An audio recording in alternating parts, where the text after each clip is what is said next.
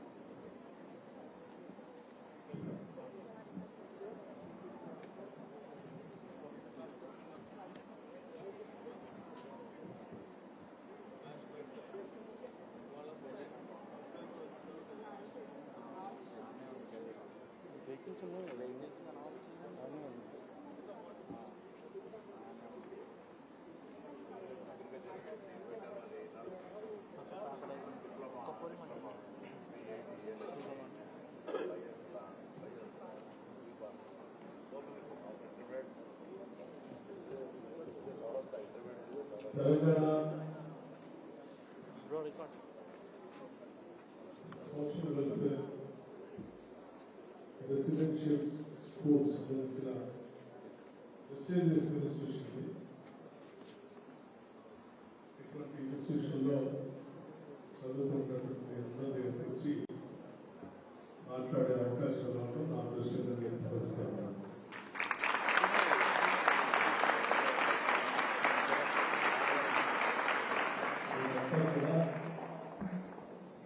రాష్ట్ర వ్యాప్తంగా ఉన్నటువంటి వివిధ ప్రాంతాల నుంచి అనేక పాఠశాలలో బాగా గొప్పగా చదువుకున్నటువంటి విద్యార్థులు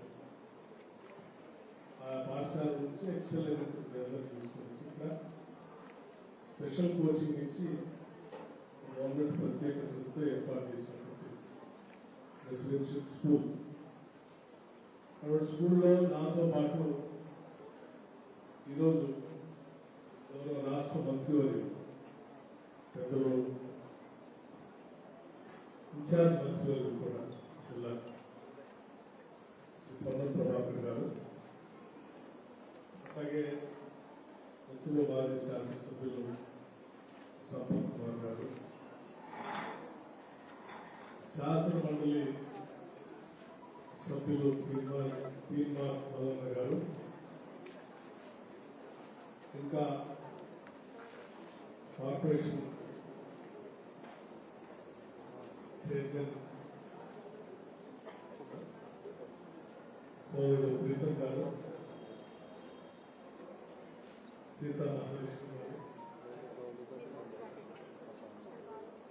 మేమందరం కలిసి ఈరోజు మీతో కొంత సమయం గడపాలని, అంటే ఇక్కడ ఉన్నటువంటి సమస్యలు తెలుసుకొని ఆ సమస్యలను పరిష్కరించాలన్నటువంటి ఆలోచనతోనే కూర్చొని మీ అందరికీ తెలిసిందే నూతనంగా ఈ రాష్ట్రంలో పీపుల్స్ గవర్నమెంట్ ఏర్పడింది.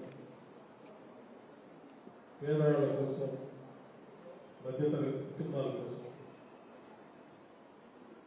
ఇబ్బందుల్లో ఉన్నటువంటి వాళ్ళందరి కోసం ప్రజలంతా పోరాటం చేసి ప్రజాప్రభుత్వాన్ని ఏర్పాటు చేస్తున్నారు.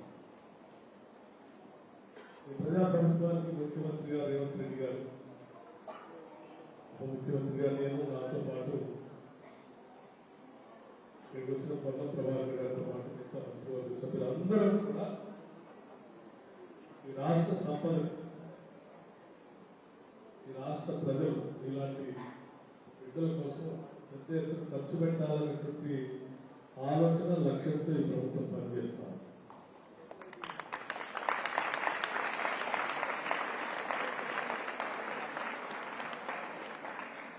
ఈ భవిష్యత్తే రాష్ట్ర భవిష్యత్తు.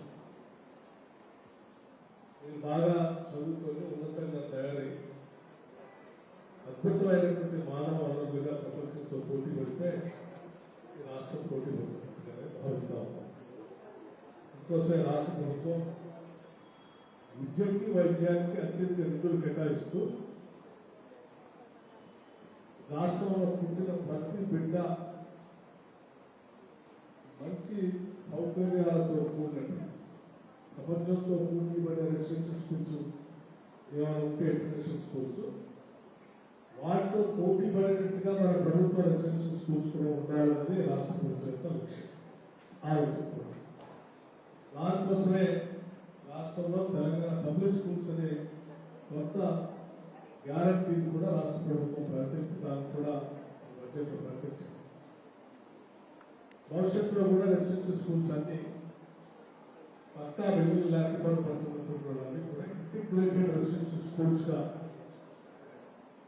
పెద్ద ఎత్తున 20 నుంచి 25 ఎకరాల్లో అద్భుతమైనటువంటి international schools, international residential schools తో పోటీ ఇంకా కట్టాలని రాష్ట్ర ప్రభుత్వం బడ్జెట్ లో నిధులు కేటాయించిందని చెప్పడం కూడా సంతోషిస్తారు.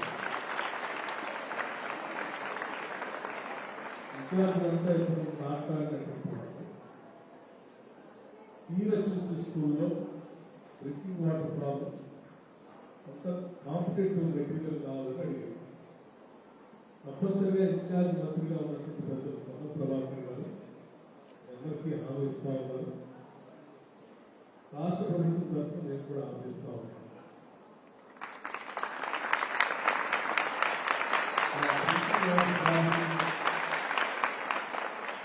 గ్రౌండ్ వాటర్ సరిగా లేదు, బోర్లు వేస్తే రాదు.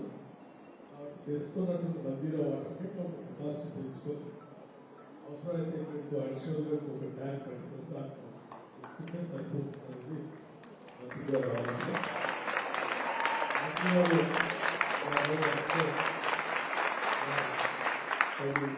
చర్యలు తీసుకొని నేనే చేస్తానని కూడా మీ అందరికీ మాటిస్తాం. అలాగే కాంపిటేటివ్ మెటీరియల్స్ సంబంధించి చాలా స్పష్టంగా నేనంతా కూడా రాష్ట్ర ప్రభుత్వం అంతా కూడా ఈ రాష్ట్రంలో దేశంలో ఎక్కడ అద్భుతమైనటువంటి కాంపిటేటివ్ మెటీరియల్ ఎక్కడ దొరుకుతా, కాంపిటేటివ్ స్పిరిట్ తో కోచింగ్ ఇచ్చేటువంటి లెక్చరర్స్ ఎక్కడ దొరికినా వాళ్ళందరినీ హైర్ చేసి మన పిల్లలకు అందించాలనేటువంటి ఆలోచనతో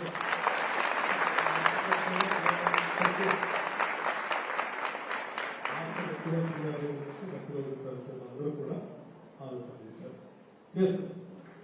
తప్పనిసరిగా ఈ రెండు కోరికలు ఈ రాష్ట్ర ప్రభుత్వం చేర్చుదని మీ అందరూ చెప్తూ మేమందరం కోరుకునేది ఒకటే, మీ తల్లిదండ్రులు చాలా కష్టపడి ఎన్నో ఆశలు కోరికలతో మిమ్మల్ని విశ్వసిస్తూ చేశారు. మీ తల్లిదండ్రుల ఆశలు కోరికలు తీర్చడానికి రాష్ట్ర ప్రభుత్వం నిధులు వెచ్చించి మీ అందరికీ రెసిడెన్షియల్ స్కూల్ పెట్టి మీ అందరినీ మంచి బంగారు భవిష్యత్తు చూస్తూ రాష్ట్ర భవిష్యత్తు కోసం కలలు ఆ కళలు నిజం చేయడం కోసం ప్రతి నిమిషం ప్రతి క్షణం మీరు తదేక దృష్టితో తపస్సులాగా మీ విద్యపై దృష్టి సారించి బాగా చదువుకోవాలని, మీరు ఎంచుకున్నటువంటి లక్ష్యాలన్నింటినీ కూడా అద్భుతంగా సాధించాలని చెప్పి మేమంతా మనస్ఫూర్తిగా కోరుకుంటున్నాం, ఆశిస్తాం. కూడా మీకు ఏదైనా సమస్యలు ఏమి ఉన్నా కానీ భవిష్యత్తులో మేమంతా మంత్రులందరం రాష్ట్ర వ్యాప్తంగా ఉన్నటువంటి పాఠశాలన్నింటినీ కూడా విజిట్ చేస్తాం, పర్యటన చేస్తాం. హాస్పిటల్ విద్యా వ్యవస్థల్ని ప్రక్షాళన చేస్తాం, రిటర్న్ చేస్తాం, ఈ సమస్యలు తెచ్చుకుంటాం, ఆ సమస్యల పరిష్కారం కోసం మా ప్రయత్నం చేస్తాం. గత 10 సంవత్సరాల లాగా వీటిని గాలి వదిలేసే పరిస్థితి మాత్రం ఉండదని మాత్రం చాలా స్పష్టంగా చెప్తాం. కాబట్టి మీ అందరికీ నేను మరొకసారి శుభాకాంక్షలు తెలియజేస్తూ, ఇక చదువుకుంటున్నటువంటి వాళ్ళందరూ కూడా best of the best brains, available brains among all the lot of the residential schools. So you are the main cream of the state. So ఈ క్రీమ్ బాగా ఉపయోగపడాలని కోరుకుంటూ I wish you all the best.